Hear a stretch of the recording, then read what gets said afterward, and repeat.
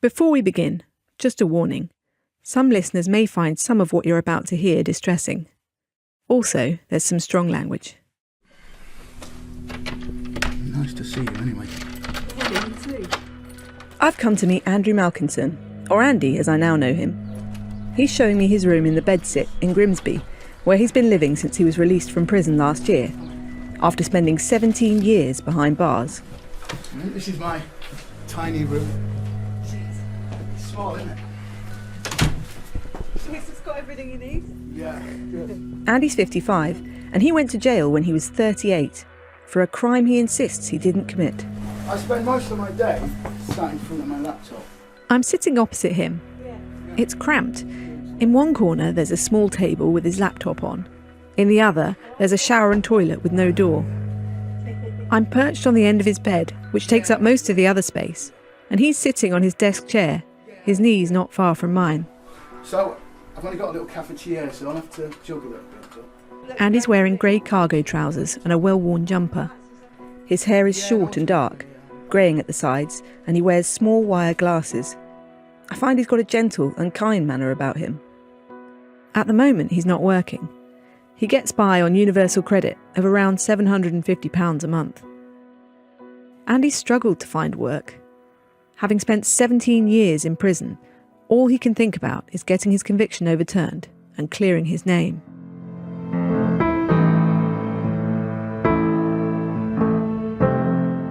In 2004, Andy was sentenced to life in jail after a mother of two was raped by a stranger and left for dead by a motorway embankment in Greater Manchester. But Andy says he never left home on the night of the attack, and that he's completely innocent.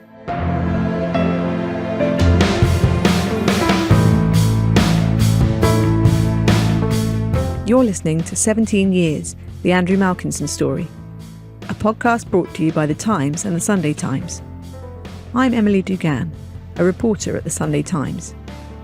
This is a series about how one man spent almost 2 decades in jail for a crime he says he didn't commit. Despite trying repeatedly to clear his name, he remains a convicted sex offender. But now, we've uncovered new evidence which casts doubt on the verdict and the criminal justice process.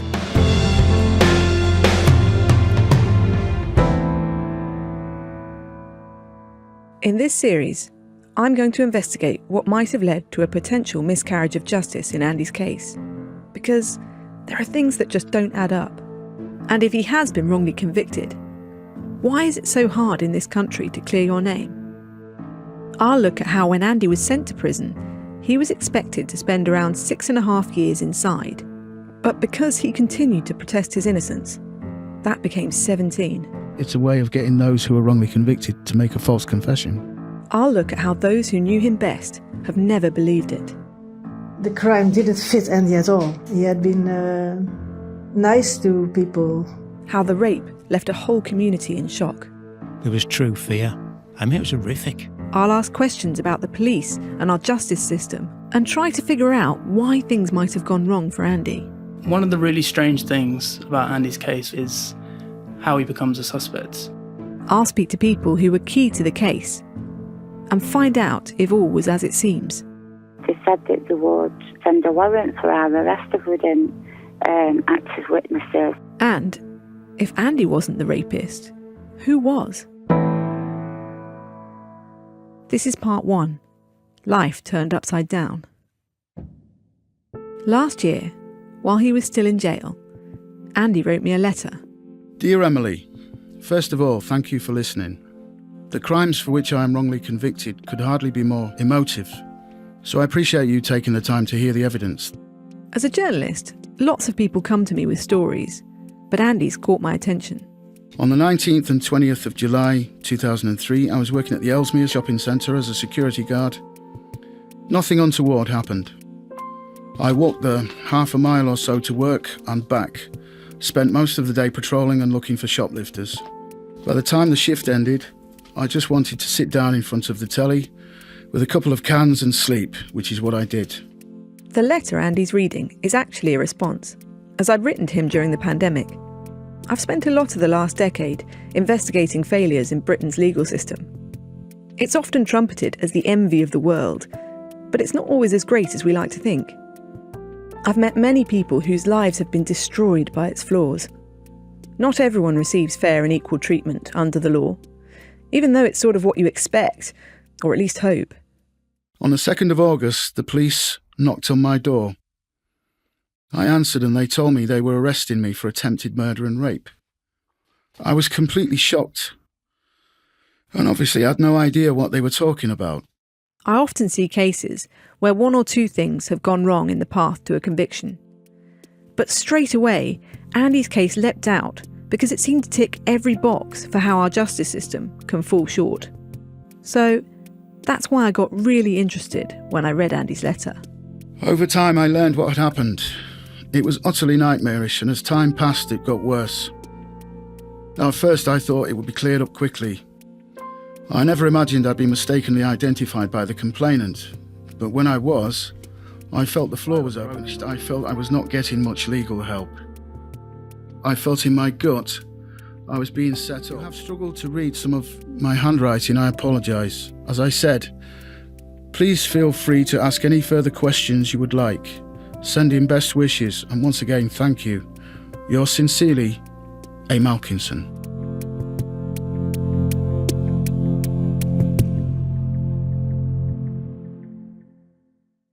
In July 2003, Andy was living in Salford in Greater Manchester. One hot summer's day, in the early hours of the morning, a brutal and violent rape occurred. A mother of two was dragged into the bushes by a motorway embankment while she was walking home. She begged for her life before the stranger raped her and left her for dead.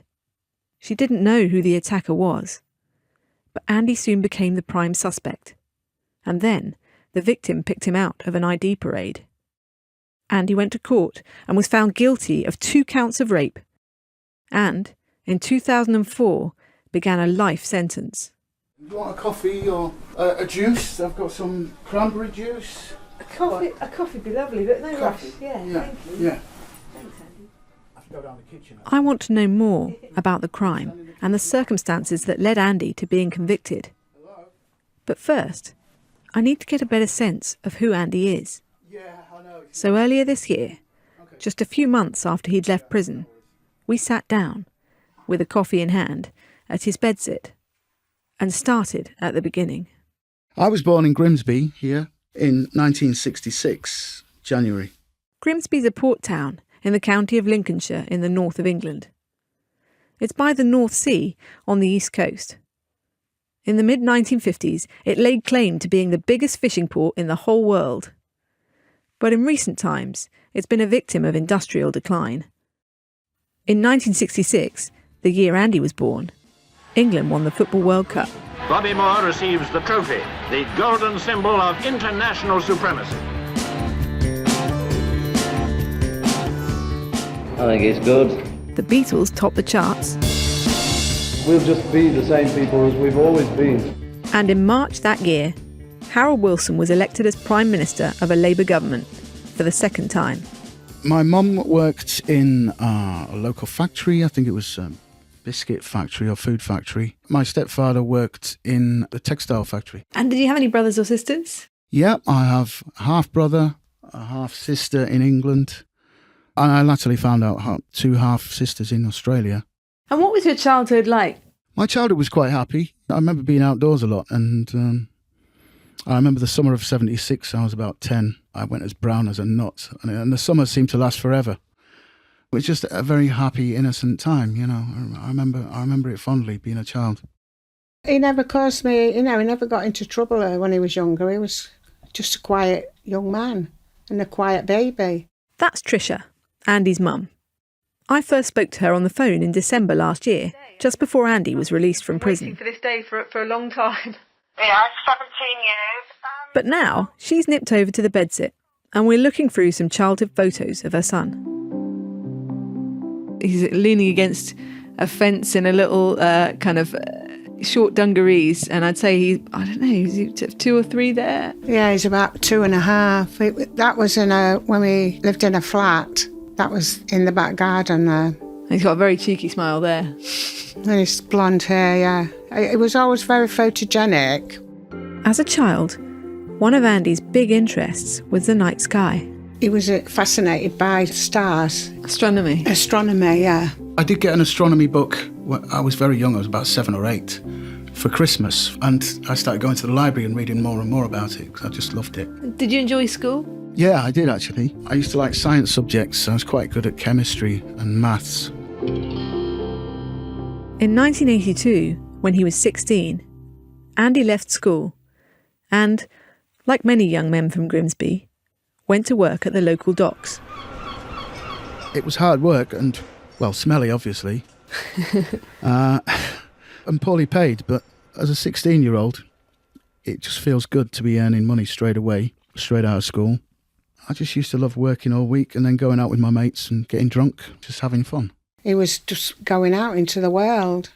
3 years earlier, in 1979, Margaret Thatcher had become Conservative Prime Minister after pledging to slow inflation and curb the power of the trade unions. I know full well the responsibilities that await me as I enter the door of number 10. Her time in office would see major industrial decline across parts of the country. In early 1985, Thatcher's government got a decisive victory in the miners' strike. Yeah, we're going over to the newsroom for a report from Jan Leeming. The miners' strike is over. It was also the year that Andy, now 19 years old, started seeing a woman. Yeah, we got along really well and we had a happy few years and we had a child, my son, yeah. Andy's son was born in 1987 when Andy was 21. But the relationship between the parents didn't last. It was probably my fault. I was drinking a little more than I should. Very sad. There's a few regrets I have there. I couldn't really handle it anymore, sadly. I didn't have the strength then that I have now, regrettably. Do you have any contact with your son now? Yeah. We're not as close as I would have liked to have been, but he's a lovely bloke, you know. He's a lovely lad. He's grown up very well and he's got a really good career as an engineer.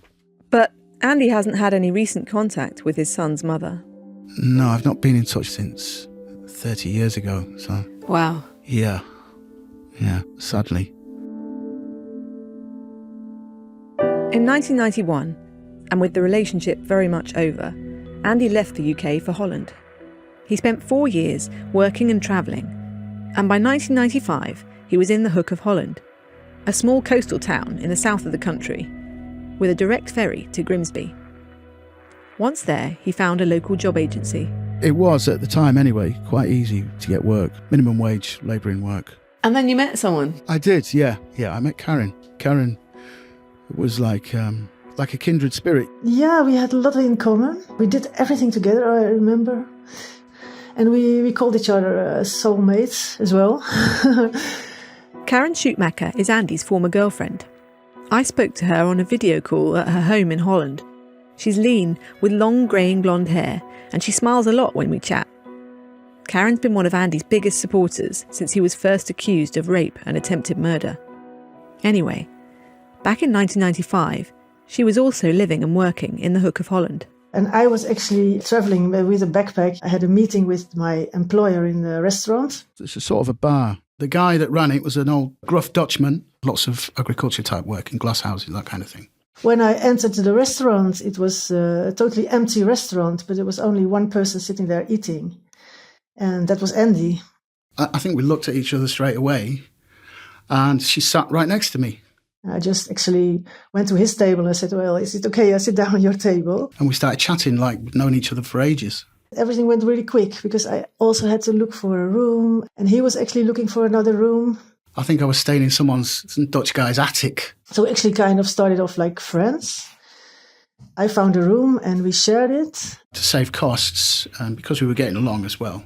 And from the one till another, we became closer as well. And that was that.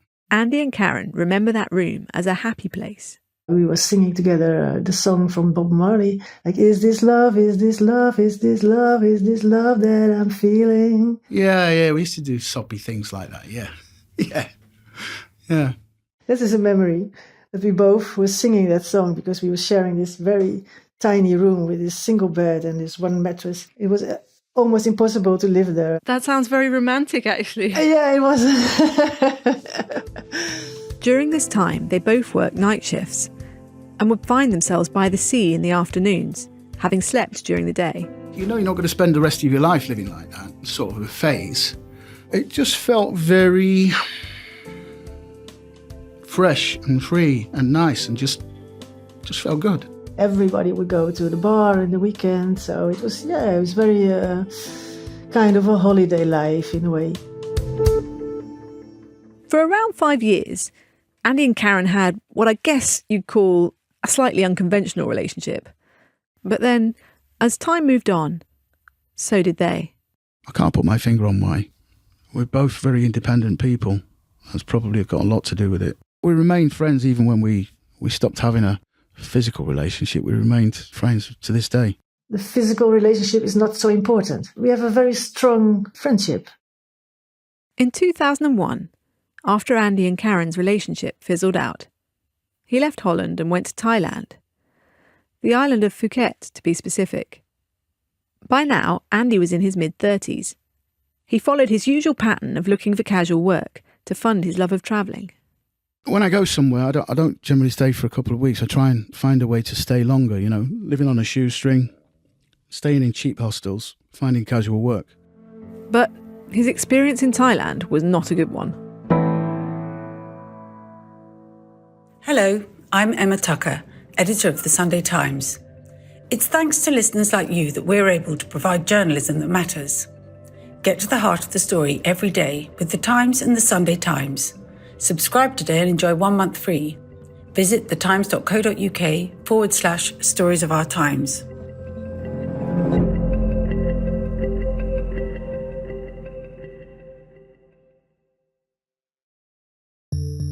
When Andy arrived in Thailand back in 2001, he said he met a couple of guys who pointed him in the direction of a man who might be able to find him work. They introduced me in a bar. I had all the impression that he was a businessman. He gave that appearance and demeanour. So he said to me, "We might have some work for you." I was like, "Oh, great." But they'd asked me for my passport. I didn't think much about, because I thought, well, it's my ID, isn't it? It's to prove who I say I am. There was also a younger man with this supposed businessman. I gave him my passport and a photograph, and I thought, well, they're only going to have it for a day or so. But a few days passed, and nothing. I started getting suspicious. The young Thai lad was with him. At some point he told me this guy was dangerous. So I thought, oh, fuck. What's happening now? I started saying, I don't want anything to do with drugs over here because there's death penalty, and I'm definitely not doing anything like that.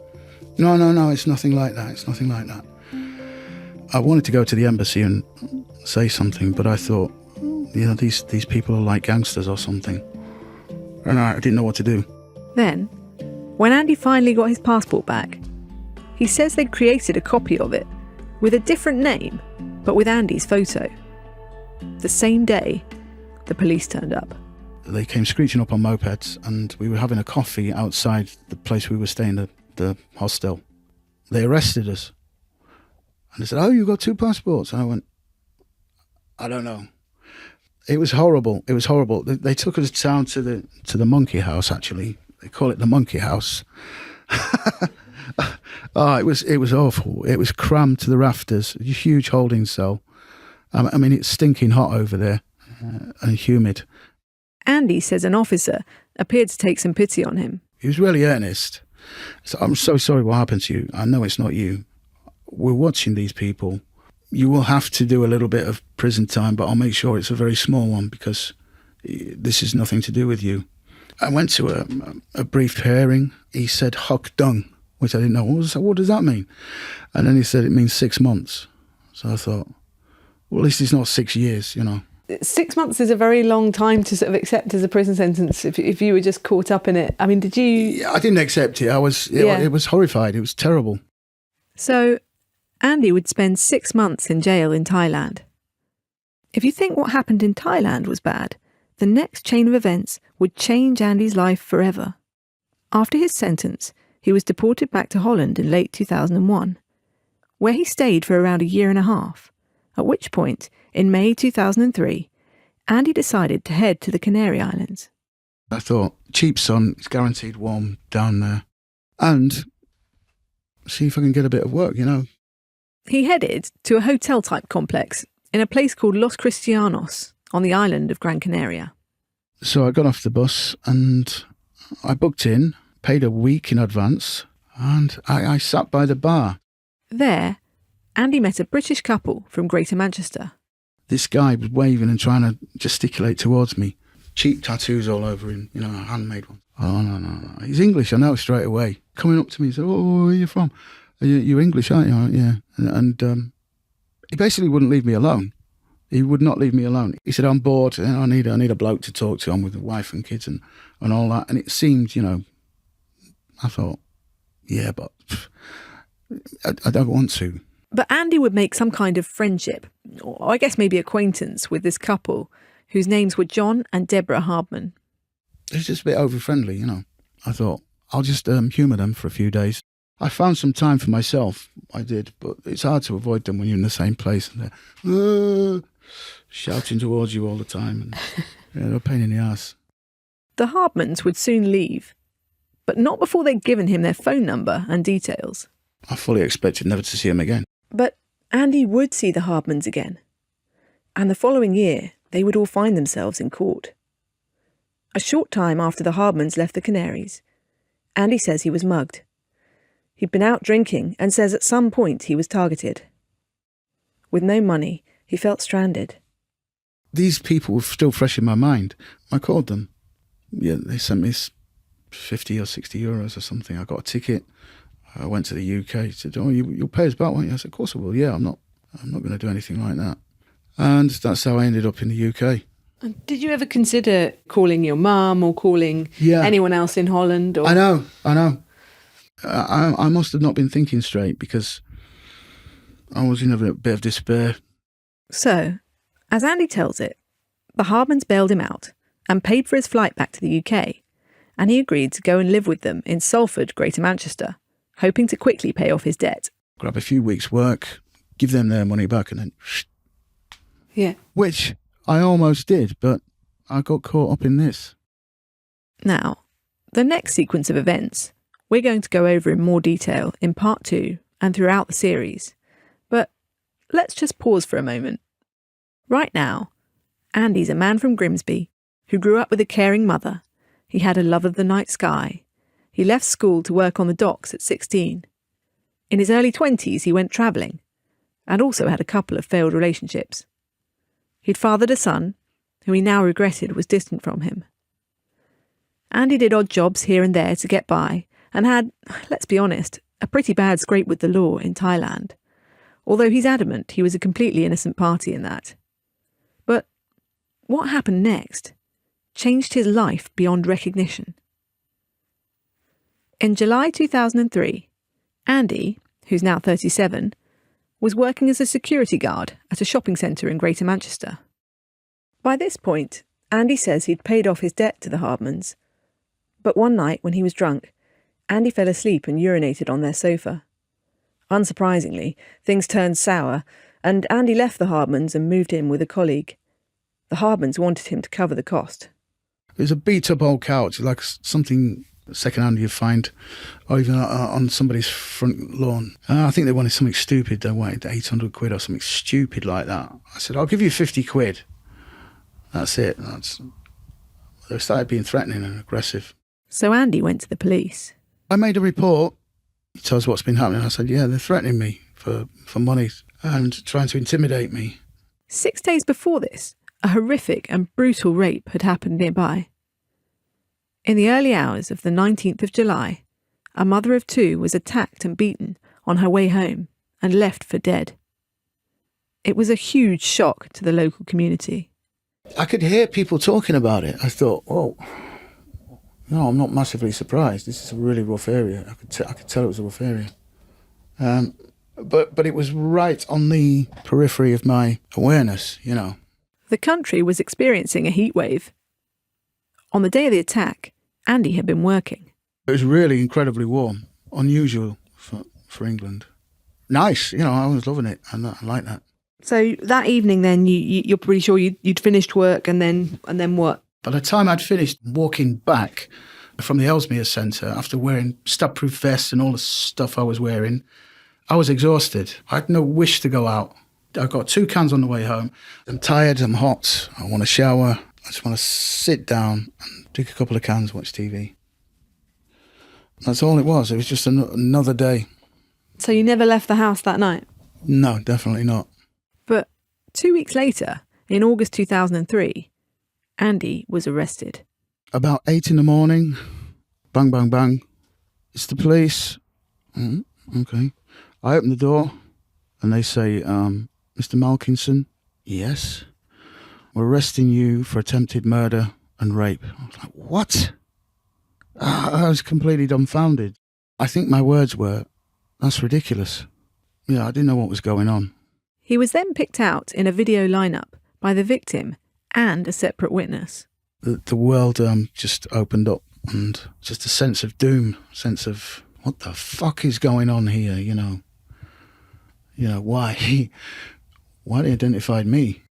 Andy stood trial at Manchester Crown Court the following year, and in February 2004, aged 38, was found guilty of rape. I was just dumbstruck. I couldn't believe it. I couldn't believe they convicted me. I couldn't believe I'd been accused and then life sentence as well. What the fuck?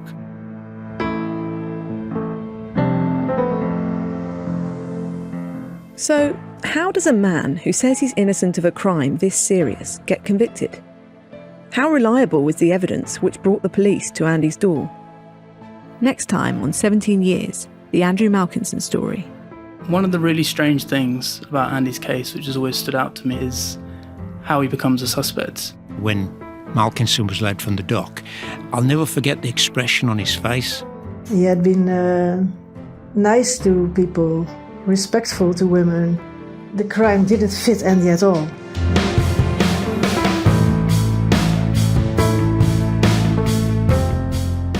You've been listening to part 1 of 17 Years, the Andrew Malkinson story, with me, Emily Dugan.